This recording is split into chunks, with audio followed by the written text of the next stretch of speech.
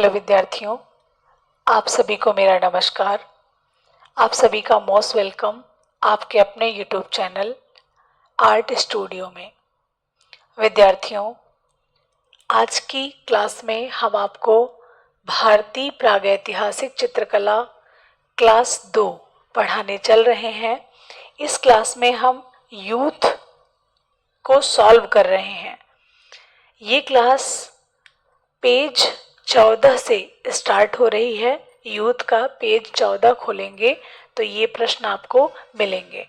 कुछ प्रश्नों के आंसर गलत दे रखे हैं, उनको भी आप हमारे साथ सही कर लें। विद्यार्थियों, यदि हम प्रीवियस ईयर्स के क्वेश्चन पेपर को भली भांति लर्न कर लेते हैं तो ये मानिएगा कि आपकी 70% तैयारी हो चुकी है। तो आइए हम शुरू करते हैं। पहला प्रश्न है हमारा, कौन सा रंग मिट्टी से नहीं बनता? ऑप्शन है गेरू, रामरज, खड़िया, आलता। तो विद्यार्थियों, गेरू भी एक खनिज रंग है, रामरज भी एक खनिज रंग है और खड़िया भी एक खनिज रंग है। इसमें आलता जो है वह खनिज रंग नहीं है। तो राइट आंसर हो गया डी, आलता। अब हम जानेंगे कुछ आलता के विषय में भी। विद्यार्थियों, आलता एक प्राकृतिक रंग है। यह लाख है, इसको लाख से प्राप्त करते हैं। इसको लेसिफर लाखा भी बोला जाता है। कभी भी प्रश्न आए कि लेसिफर लाखा क्या है, तो यह एक प्राकृतिक रंग है और ये एक तरीके का रॉल होता है जो हमें पेड़ों से प्राप्त होता है। इसीलिए ये खनिज रंग नहीं है, यह एक वानस्पतिक प्राकृतिक रंग है। लाख से आलता बनाया जाता है। अगला प्रश्न देखेंगे। प्रश्न नंबर 2 पर चलते हैं। तंत्र कला के मूल में क्या है? तंत्र कला पहले जान लेंगे, फिर उसके मूल में क्या है और तंत्र कला से संबंधित कलाकार भी जानेंगे। तंत्र कला के मूल में आध्यात्म है या ज्योतिष है या अंधविश्वास है या संप्रदाय है? तो सबसे पहले हम ये जानेंगे कि तंत्र मंत्र का पहली बार उल्लेख या प्रयोग कहाँ हुआ था। तो विद्यार्थियों, तंत्र मंत्र का पहली बार उल्लेख अथर्ववेद, जो कि चौथा वेद है, अथर्ववेद, उसी में इसका उल्लेख पहली बार हुआ है। यह जो वेद है विद्यार्थियों, यह इसी से संबंधित ही है। तंत्र विद्या, आयुर्वेद, चिकित्सा पद्धति, इन्हीं सब से संबंध रखता है। लास्ट का वेद है, आखिरी वेद है, त्रयी वेदों का हिस्सा नहीं है ये। और तंत्र कला के मूल में भी आध्यात्म ही है और इससे संबंधित जो कलाकार हैं जैसे जी.आर. संतोष, तांत्रिक कलाकार माने जाते हैं। बहुत अच्छा प्रश्न है। तो इसका जो सही उत्तर होगा वह होगा ए, यानी आध्यात्म। ये आप लोग यूथ सॉल्व कर रहे हैं हमारे साथ। अगला प्रश्न है प्रश्न नंबर 3। देखिए, हम आपको पेज भी बता चुके हैं। आप पेज से अगर मिलान करना चाहेंगे तो उसको भी मिलान कर लीजिएगा। उससे क्या होगा कि आपका यूथ पूरा सही हो जाएगा। कई क्वेश्चन के आंसर वहां गलत दे रखे हैं जो कि आप सही कर सकते हैं। प्रश्न नंबर 3 देखिए, 1860 में भारत के प्रथम पुरातत्व निदेशक कौन बने? के वेंकटप्पा, हेरिंघम, हेरिंघम मतलब लेडी हेरिंघम, कनिंघम या ईवी हैवेल? तो विद्यार्थियों, कनिंघम प्रथम पुरातत्व निदेशक माने जाते हैं। इनका जो पहली बार चयन पुरातत्व के पद पर हुआ था, पुरातत्व विभाग में हुआ था, वह सन 1860 में हुआ था। तो सर अलेक्जेंडर कनिंघम इनका पूरा नाम है और ये भारत के प्रथम पुरातत्व निदेशक माने जाते हैं और हैं भी ये। अगला प्रश्न है, प्रश्न नंबर 4 पर आइएगा। प्रश्न नंबर 4 है, भारतीय चित्रकला है। यहां पर यह पूछा जा रहा है कि भारतीय चित्रकला क्या प्रधानता दर्शाती है। तो भारतीय चित्रकला रेखा प्रधान है या छाया प्रधान है या छाया प्रकाश है या भावहीन है। तो पहली बात तो कतई नहीं भावहीन है, भारतीय चित्रकला भाव प्रधान है। इसके ऑप्शन के अकॉर्डिंग यदि हम देखें तो उससे भी हमारा जो बेस्ट आंसर है वह रेखा प्रधान है। भारतीय चित्रकला रेखा प्रधान है। हमारी भारतीय कला में छाया प्रकाश का कोई महत्व नहीं था, न है, और भावहीन तो कतई नहीं है। तो इसका सही उत्तर हो गया ए आपका। अगला प्रश्न है, प्रश्न नंबर 5 देखिए। प्रारंभिक गुफा चित्रों में कैसे रेखा चित्र हैं? प्रतीकात्मक हैं, यथार्थवादी हैं, आदर्शवादी हैं या अति यथार्थवादी हैं? तो प्रारंभिक गुफा चित्रों में जो रेखा चित्र हैं वो प्रतीकात्मक हैं, प्रतीकात्मक रेखा चित्र हैं। देखिए यथार्थवादी क्यों नहीं होगा? वो इसलिए नहीं होगा विद्यार्थियों कि जो प्रारंभ में चित्रकला बनी थी वह किसी की नकल नहीं थी, प्रतीकात्मक तरीके से चित्र बनाए गए थे और यह कला आदर्शवाद को भी प्रस्तुत करती है, आदर्शवादी है। लेकिन प्रारंभिक गुफा चित्रों में नहीं, भारतीय चित्रकला की विशेषता है आदर्शवादिता। तो राइट आंसर यहाँ पे ए है, प्रतीकात्मक। प्रश्न नंबर 6 पर आइएगा। प्रश्न नंबर 6 कह रहा है, प्रागैतिहासिक चित्रकार रंगों में क्या मिलाते थे?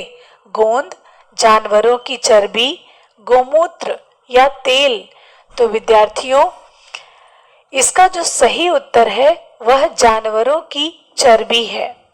जानवरों की चर्बी को ये अपने रंगों में स्थायित्व प्रदान करने के लिए मिलाते थे। इसका सही उत्तर है बी, जानवरों की चर्बी। थोड़ा सा इस पर भी हम ध्यान डालेंगे, प्रकाश डालेंगे कि गोंद भी मिलाते थे, तेल भी मिलाते थे, वसा भी मिलाते थे। लेकिन अगर कभी प्रश्न ये बन जाए कि प्रागैतिहासिक चित्रकार रंगों में क्या नहीं मिलाते थे, ऑप्शन के अकॉर्डिंग गोमूत्र नहीं मिलाते थे। अच्छा, इन सबके मिलाने का रीजन क्या था? गोंद, जानवरों की चर्बी या तेल? तो यह एक प्रकार का पायस था और इसको मिला लेने से रंग के कण बाहर नहीं जाते थे और वो आपस में मिक्स हो जाते थे और रंगांकन को एक स्थायित्व प्रदान करते थे। लेकिन अगर कभी भी प्रश्न ये आ जाए कि टेम्परा की शुरुआत किस काल से होती है, तो आप कहेंगे अजंता कालीन चित्रों में पहली बार टेम्परा का प्रयोग किया गया है। नेक्स्ट क्वेश्चन है, क्वेश्चन नंबर 7 देखिए। सर्वप्रथम किस स्थान से पाषाण कालीन औजार मिले?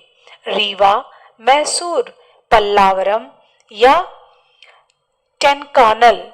तो विद्यार्थियों इसका जो सही उत्तर है पल्लावरम। ये पल्लावरम है कहाँ? पल्लावरम मद्रास में है। मद्रास के समीप एक स्थान है जो पल्लावरम के नाम से जाना जाता है और यहाँ पर सन 1863 में रॉबर्ट ब्रुसफुट महोदय ने पहली बार औजार खोजे थे। औजारों की खोज पहली बार पल्लावरम से ही हुई थी। अगला प्रश्न है, प्रश्न नंबर 8 देखिएगा। प्रश्न नंबर 8 देखते हैं।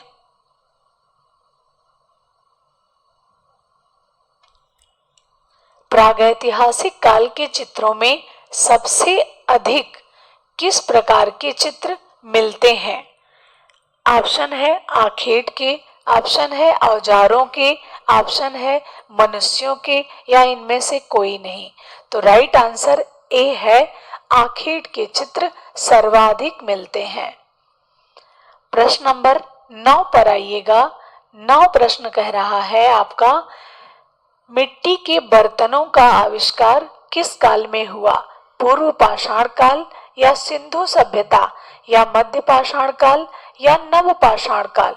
तो विद्यार्थियों, मिट्टी के बर्तनों का जो आविष्कार हुआ था यह नव पाषाण काल में हुआ था। ये मिट्टी के बर्तन आदिमानव दो तरीके से बनाते थे, एक हाथ के द्वारा और दूसरा चाक पर भी बनाते थे। कभी भी प्रश्न आए तो दोनों तरीके से बनाते थे। अगला प्रश्न है, प्रश्न नंबर 10 पर चलेंगे। प्रागैतिहासिक भारतीय चित्रकला किस सतह पर बनाई गई है? लकड़ी के पटों पर, वृक्ष की छालों पर, ताल पत्रों पर, या चट्टानों पर? तो विद्यार्थियों, चट्टानों पर इसका सही उत्तर है। पहली जो कला की शुरुआत हुई थी उस समय चट्टान ही मौजूद था, रॉक ही मौजूद थी, पत्थर ही मौजूद था। इसीलिए पहली बार मानव ने धरातल के रूप में चट्टान का ही प्रयोग किया है। इसीलिए इस कला को रॉक पेंटिंग या शैल चित्रकला भी बोलते हैं। नेक्स्ट क्वेश्चन है, क्वेश्चन नंबर 11 पर आएंगे। नवपाषाण युग में लोगों ने निम्नलिखित में से किसको अपनाकर मूलभूत प्रौद्योगिकी परिवर्तन किया था? आखेट को, कृषि को, व्यापार को, या मछली पालन को?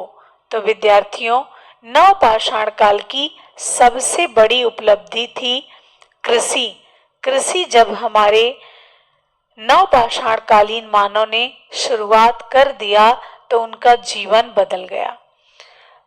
नवपाषाण काल में बहुत कुछ नए परिवर्तन देखने को मिले थे, जैसे कृषि का आविष्कार, चाक का आविष्कार, जैसे खाना बनाने की कला, जैसे भोजन को पकाकर खाते थे, झोपड़ियों में रहते थे, घर बनाने की शुरुआत, ऐसी बहुत सी कलाएं नवपाषाण काल में प्रचलन में थी। अगला प्रश्न है, प्रश्न नंबर 12 देखिए। भारतीय चित्रकला का इतिहास है, कितने वर्षों पुराना है भारतीय चित्रकला का इतिहास? यह टीजीटी 2004 का प्रश्न है। उस समय आंसर की रिलीज नहीं होती थी। ऑप्शन के अकॉर्डिंग इसका आंसर देना है। ऑप्शन में यदि 3000 वर्ष हो तो पहला उत्तर हमारा 3000 वर्ष होना चाहिए, नहीं है तो 5000 वर्ष राइट आंसर होगा। तो ए उत्तर आपका यहाँ पर सही है। 5000 वर्ष पहले की भारतीय चित्रकला का समय माना जाता है। अगला प्रश्न है विद्यार्थियों, प्रश्न नंबर 13 देखिए। अधिकांश प्रागैतिहासिक चित्र कहाँ मिलते हैं? मंदिरों में, महलों में, गुफाओं में, विहारों में?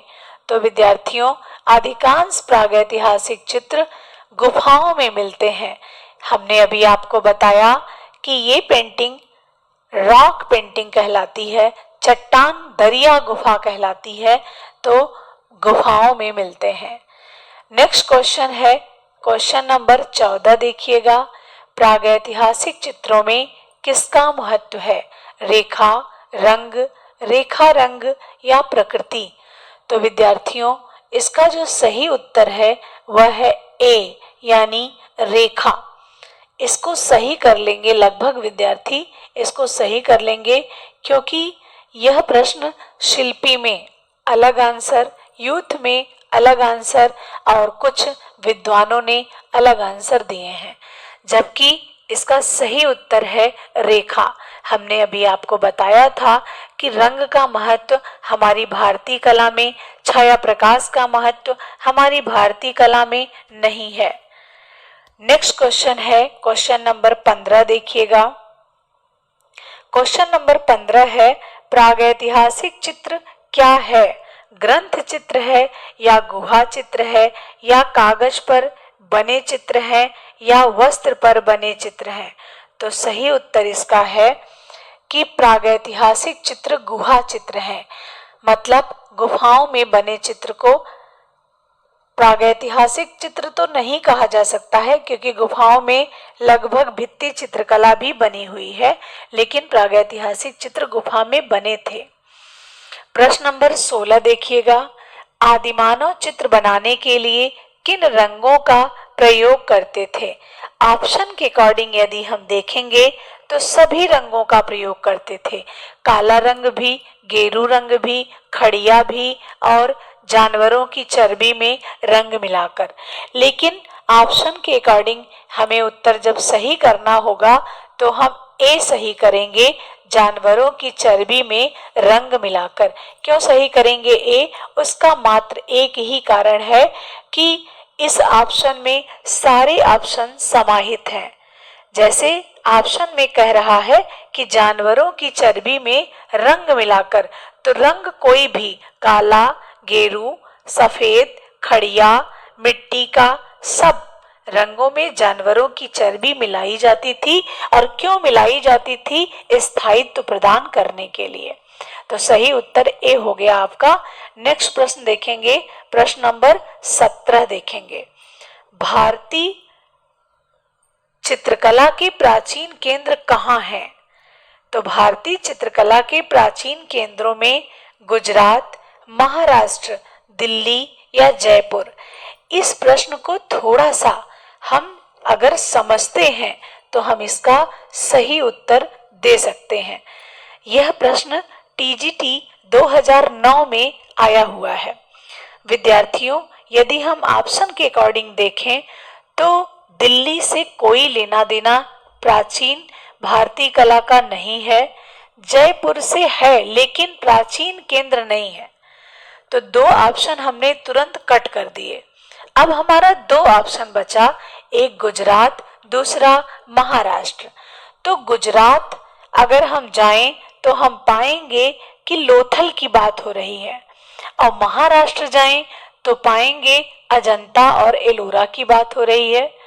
तो आप समझ सकते हैं प्राचीन केंद्र में अगर अजंता और लोथल दोनों को लेते हैं तो जमीन आसमान का फर्क है। जो गुजरात का एरिया है लोथल, वह सबसे प्राचीन होगा ऑप्शन के अकॉर्डिंग। तो इसका जो सही उत्तर है वह है गुजरात। यूथ में इसका सही उत्तर महाराष्ट्र लगा रखा है, लेकिन हमने जो आपको तर्क दिए हैं वे तर्क सही हैं और हम इसका सही उत्तर लगाएंगे गुजरात। प्रश्न नंबर 18 देखिएगा, प्रागैतिहासिक कालीन अधिकांश चित्र मिले हैं, कहाँ मिले हैं? पुरा पाषाण काल में, मध्य पाषाण काल में, नव पाषाण काल में या आधुनिक काल में? तो विद्यार्थियों, प्रागैतिहासिक जो चित्र थे वे शुरू तो हो गए थे पुरा पाषाण काल में ही, लेकिन जब ज्यादा चित्र मिलने की बात आई तो ये चित्र ज्यादातर नव पाषाण काल में बने हैं। यानी आपका उत्तर सी सही हो जाएगा। नेक्स्ट क्वेश्चन है क्वेश्चन नंबर 19 देखिएगा,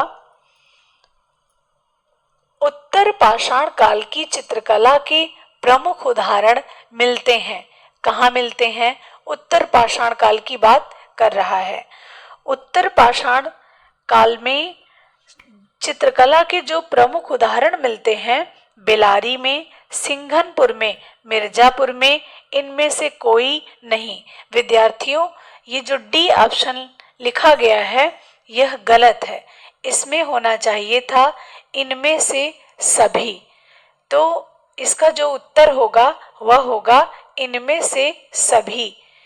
यहाँ पर बेलारी जो है वह भी नवपाषाण कालीन कला का प्रमुख केंद्र है। सिंघनपुर भी नवपाषाण कालीन कला का प्रमुख केंद्र है और मिर्जापुर भी नवपाषाण कालीन कला का प्रमुख केंद्र है। तो राइट आंसर यहाँ पर हो जाएगा इनमें सभी, उत्तर सही हो जाएगा। इसको सही भी कर दिया गया है, तो डी आंसर आप लगा देंगे सभी।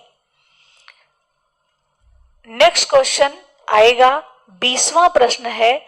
इस सीरीज में आपको 25-25 प्रश्न रोज मिल रहे हैं। विद्यार्थियों, हम 2 क्लासेस चलाने का प्रयास करेंगे। एक आपका सीरीज हमारे द्वारा बनाए गए क्वेश्चंस की और दूसरा यूथ की, ताकि आपको कुछ लाभ हो सके। 20वां प्रश्न है, गुफा मानव लोग भित्ति चित्रण के लिए किस प्रकार के रंगों का प्रयोग करते थे? खनिज रंग, मिट्टी के रंग, रासायनिक रंग या वानस्पतिक रंग?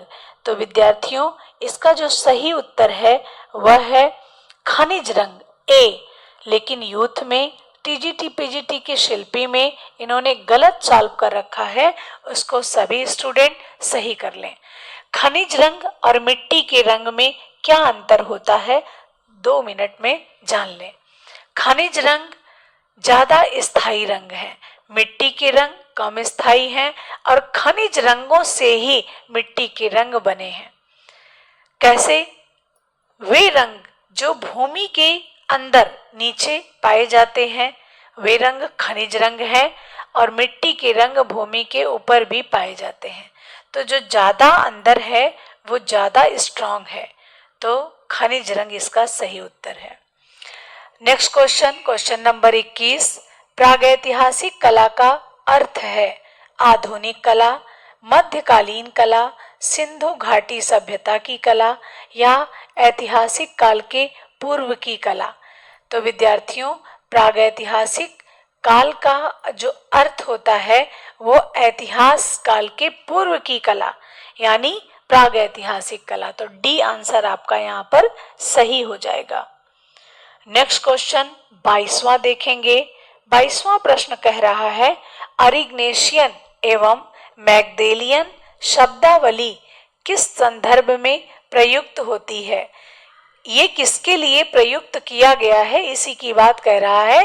बरोक कला, पूर्व ऐतिहासिक कला, पुनर्जागरण कला या राकाको कला? तो विद्यार्थियों, अरिग्नेशियन और मैग्डेलियन, पेरिगार्दियन ये सब पूर्व ऐतिहासिक कला अर्थात प्राग ऐतिहासिक कला के लिए प्रयुक्त होता है। आपका सही उत्तर है बी।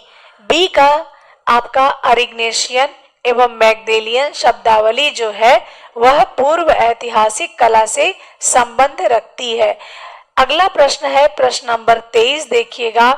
प्रागैतिहासिक शिला चित्रों का विषय क्या था?